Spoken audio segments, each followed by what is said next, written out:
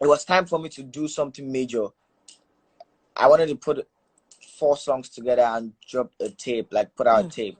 So I realized that I haven't been putting out a lot of content on my Instagram. So I was like, I can't just drop a tape like this and then don't, like, I have to like know, like, people understand what is coming. You understand? So I decided to make covers to songs. I did a cover to Reminiscences, Pomile. I did so many covers. Yeah, I did a cover to Pomile. I did a cover to 2 other songs then, until I did a cover to. So this song that I did the cover to, this Wizkid song, it actually dropped on a Friday. I remember I recorded the song a day after it dropped. The song dropped on a Friday. I went to my studio on a Saturday. That's the next day. I made a cover to the song. I posted it, and on the Sunday, that's the next day. On that next day, I got a call I got a message from Legendary Beats. He hit me up. He's like, "Yo, your work is fire. Well, I would like to work with you. Give me your number. I'm gonna hit you up." So I spoke to him. He told me that they were in Abuja at that time, and then when they got back to Lagos, that he was gonna hit me up. So after like a week what song was that? What song was it? DJ Jimmy Jatt featuring Wizkid, Oshe. Is it? Yeah. Wow. Oshe. Yeah, so like I made the cover to that song. And I remember when I met Wiz, so yeah, they didn't call me for like the first week. I remember I was hitting them up and everything. It was December, so it was the crazy shows. It was a busy time. Yes, it was a busy time. So when they told me they told me that they've been busy and then they're gonna reach out to me when they got to Lagos. So when they got to Lagos, they called me, and then I was going to the house. And then he sent me an address. He just told me, come meet me up at the studio. I didn't know where I was going to. I didn't know whose place I was going to. So when I got outside the house, I saw a G-Wagon. I'd seen that G-Wagon in a lot of Wiz's Instagram posts. And so I knew it was for Wiz. I'm like, okay, Wiz is probably in the studio making music. So I'm probably going to see Wiz. Oh, a good day. So when I knocked on the door, I opened the door. They opened the door. The first picture I saw was a picture of Wiz. I could see all the awards. I could see the foot smarts. It was Wiz. I'm like, Jesus, I'm in Wiz's house. It was crazy. I stood downstairs in the house because he was working. He was busy upstairs in the studio. I sat in the chair and I was literally shivering, like, oh my God. Were you the only one there? I was with my friends. Funny enough, I was with my friend. 4 of us. And we were like looking at each other like, God, now Wizkid else you do. When I Wizkid else we do. That kind of vibe. So we're so shocked. Like, we're so shocked. I didn't expect it. I thought I was just going to work with Mutay. I didn't. So when I went upstairs, the house, that's the upstairs of the studio, I opened the door and the first person I saw was Wizkid in a casual Jalamia wear. And the first thing he said was, Terry, bad guy. I found out. I said, Jesus. So this man knows my name. This guy knows my name. He knows everything about me. Like, it was a shock. And I remember I wore a face cap. I wore a dead face cap. So it took me, so what's the video so you wear now? So no worry, you never wear all this kind of thing again. Don't worry, I go there. Wow. Everything unchanged. He gave me a huge amount of money. That was the highest money I'd seen in my life. The money was so much that. Are you for real?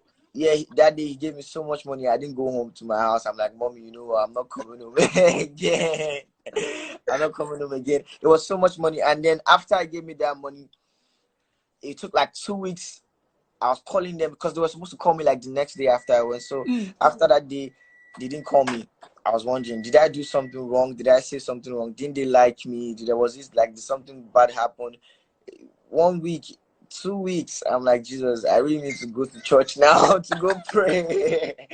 I really need to go to church now to go pray. So I went, actually, it was actually on the Sunday. I actually got to church. I'm like, you know what, man, I'm going to pray. I went on the altar. I said, like, God, what's happening? What's happening? What's happening? These people need to call me. These people need to call me.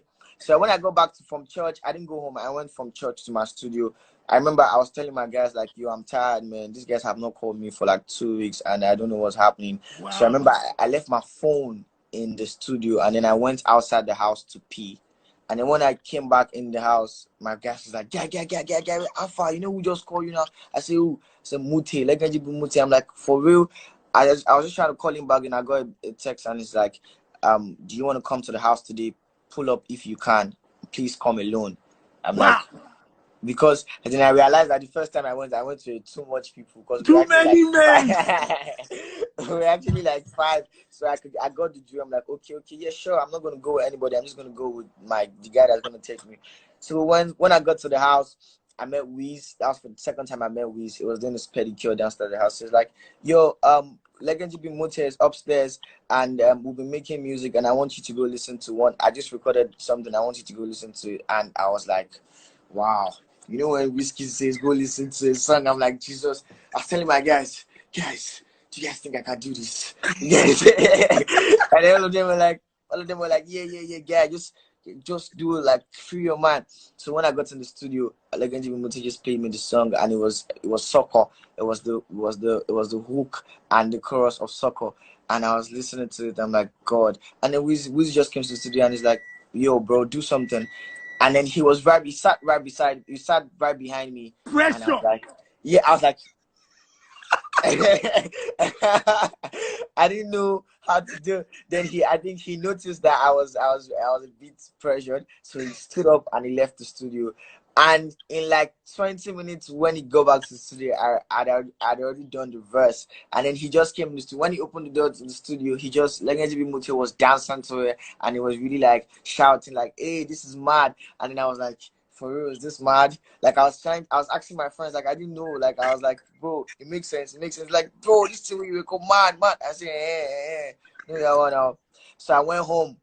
And when I went home, I didn't go to they didn't call me, nobody called me. I was home again for like 2 weeks. I mean, I was ginger. It was already like 1 month that I met Wizkid. I'm like, yo, I'm not supposed to be in this place again. I'm supposed to I've moved. I'm supposed to be so I've moved. So it was really like I was prejudiced. I'm like, okay, yeah. I just went online one day. I just saw an artwork. Wizkid posted an artwork. I saw my name on the artwork. Terry. I saw Cizamili. I saw Spotless. I didn't know who they were. I didn't know Cizamili. I only knew Cizamili like because he was dropping music before then, but I didn't know Spotless. Yeah. I had no idea who Spotless was. So I'm like, I thought this song was supposed to be me and Wizkid song. So why are these people on this song? So You, this guy. I'm like, so why are these people on this song? But then I went, and then again, I went to the house. Then I heard the full song. I was telling my guys because I went with my guy. I'm like, yo, do you guys think my verse on it was hard? They were like, yeah, it's hard, but I mean, these other verses are hard too. But Each your verse each verse on that record is crazy. was fire, yeah. So they were like, yeah, I mean, all those other verses are hard, but yours is very hard. I'm like, okay, no problem now. Bro, on the day the song comes out, everybody like on Twitter, everybody Terry, who's Terry? This Terry is lovely. This Terry blow. Everybody, I'm like, yo, I'm in my house. I'm like, guy, this thing that we did in 20 minutes is going mad. Like, and lo and behold, it became like I think it's still the biggest Afrobeat song. It's one of the most incredible records, man. Afrobeat songs of all time. I'm grateful. I'm grateful. I feel like it's God, it's grace. Like everything that happened is divine. Like because like people, there are a lot of people that make videos online and tag Wiz every day. There are a lot of people that make better videos actually. Like a lot better videos, more musical and everything, but like they never get noticed. And me, I make a video, I get noticed, I go to the house, the biggest song of the year was being recorded. I was told to jump on it. I jumped on it, became massive. Like it was all divine, and I thank God for everything. Absolutely. So when did it become official that Terry was going to be Starboy Terri? I mean, Wiz told me from the first day he met me that he was gonna that I was a star boy, and that my name is. He asked me what my name was, what name I wanted to use. I told him Terry. He asked me like, yeah, Terry, you want to use your real name? Yeah, I told him I was just gonna take off the Y and put the I. He's like, okay, yeah, no problem, fine. Then I got my name. I already knew my name was gonna be Terry. And when the artwork came out, it was Terry, so I already knew okay, it was gonna happen. But the contract, like the signing, didn't really happen until after the Soco song. Absolutely. So like after 2 weeks after Soco, we got the contract done, and it was great.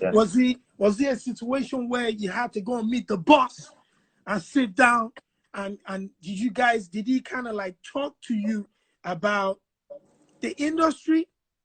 Yes, he did. He told me take a look at myself. Everything that I've been or everything that I am today, I got here with no hype, no force, no false hype, no going around and giving false news or trying to be in news or nothing. I got here Just hard work. by hard work. I have Facts. hits. Look downstairs. I have a shelf full of awards. There's so many awards that I don't even like to see. There's so many awards. Awards don't even matter. There's so many awards that I turned down. I want you to be big enough to the point that you turn down. You look at it like you just look and say, "Oh, I don't want to." Like I don't. Not like you're turning it down. Literally, just saying like, "Yo, it's one of those awards." Like, okay, just keep it. Like, you don't even focus on it. You don't focus on exactly the like you don't focus on it like it's happening. Like it's just a normal thing. Like be big enough to the point where you get called for an award and you're like, "Oh, thank you, congratulations." But man, I mean, it doesn't make you don't have to throw a party because you're winning an award, because it's just one of those things. Put out music. When you put out music, people are going to always find good music. He told me that, so I knew from the beginning that it was. And from the beginning, he told me, "You're never going to have any assistants in the studio. It's always going to be you from the beginning." From the day I met, from the first week we met after Soco, I had a session with Killer Tunes in the house. He told me, he put me downstairs in the studio downstairs, told me, "Go record." And I just wanted to just keep on making music. And on the first day of the day I was recording the song, STJ was actually recording me downstairs, and he could hear from upstairs, and he just came down. He's like, "Yo, Terry, this is fire. I'm going to jump on this." And that was the first song he jumped on. He just told me, "Give me the mic," and he recorded the full verse on the song that I was recording. All of that was just inspiration to me. Like I could really come from nothing to be in Wizkid's house, make music that is strong enough for Wiz to be like, "Yo, I want to jump on that." I knew how hard it was to get Wiz on the song. Even before I got signed, I could see, like I could tell how people crave for. Bro, Wizkid verse is like the holy grail. You know, people they people still looking for that verse right now. You know, So it was important. huge. It was huge for him to come down and want to jump on my song. I'm like, wow, like it was great for me. Like it didn't have to say much after all that happened. It was just like, yo, I could tell from the story. It was real. Nothing was, you could just see it. I mean, like I was in the house every time I was going to the house and Wiz was always in the studio. I'm like, this same man that is supposed to be probably chilling. My guy was switching producers from this producer to another producer on the same day, like about 4 different producers. I'm like, wow, this is the way to go. This is what you have to do. And I mean, like all of that is what I'm taking and I'm putting into myself.